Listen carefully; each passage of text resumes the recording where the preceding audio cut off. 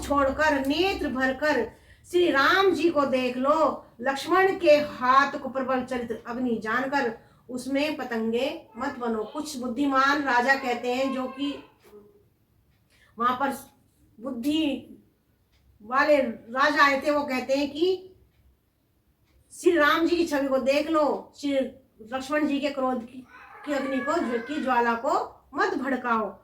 Ban ते बलि Jimmy वे कागू, Jimmy ससु बहे नाग अरि भागू, जिमी कुशल अकारण को ही, सब संपदा चहे शिवद्रोही।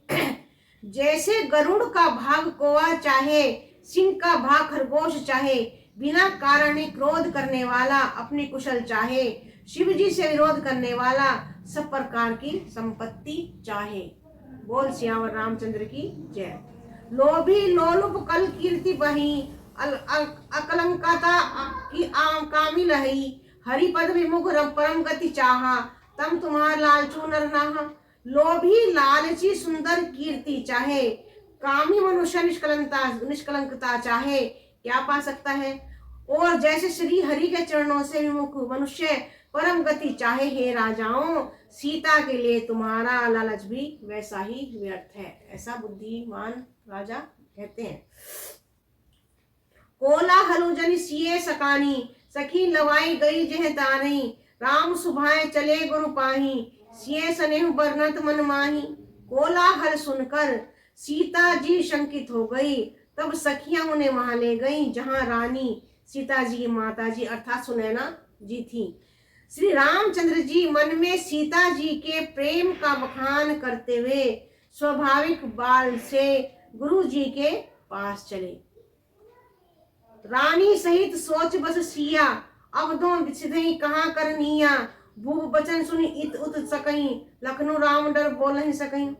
रानियों सहित सीता जी दुष्ट राजाओं के वचन सुनकर सोच के वश है कि न जाने विधाता अब क्या करने वाला है। राजाओं के वचन सुनकर लक्ष्मण जी इधर उधर ताकते हैं, किंतु श्री रामचंद्र जी के डर से कुछ बोल नहीं सकते। यानी राजाओं के वचन सुनकर लक्ष्मण जी देखते हैं, लेकिन भय है श्री राम जी का।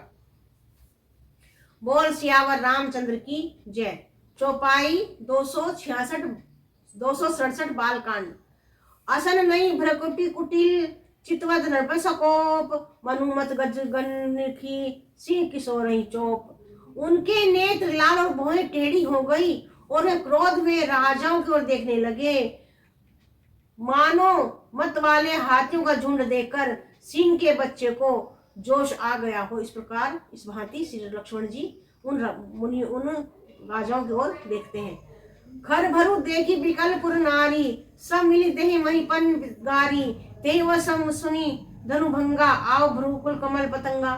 खल बलि देखकर जनकपुर की स्त्रियां व्याकुल हो गई, सब मिलकर राजाओं को गालियां देने लगी। उसी मौके पर शिवजी के धनुष का टूटना सुनकर भ्रुकुल रूपी कमल के सूर्य परशुराम जी आए। परशुराम जी, क्योंकि जब धनुष टूटा तो धरती डगमगाने लगी, धरती आकाश पाताल सभी डगमगाने लगे। तो परशुराम जी समझ गए कि शिव जी का धनुष टूट गया है। तो उसी समय पर वहां पर परशुराम जी पधारे। देखी महिब सकल सकुचाने, बाज झपट जनु लबा लहाकाने, गोरी सरिस भूति बल भाजा, भाल विषा त्रिपुंड विराजा।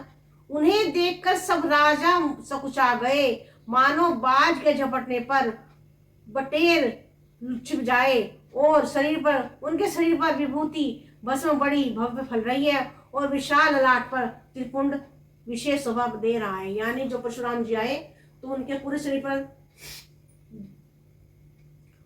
पर भस्म रची थी और लगी थी, और उनके माथे यानी ललाट, माथे वो बोलते हैं, ललाट पर उनके त्रिपुंड लगा हुआ था।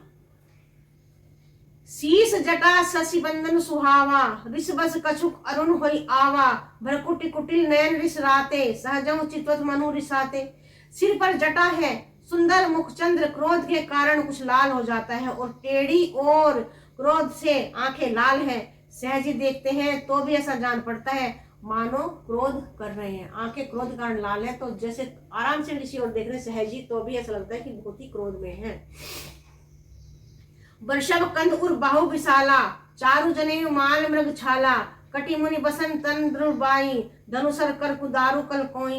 बैल के समान ऊंचे पुष्ट कंधे हैं, छाती और भुजाएं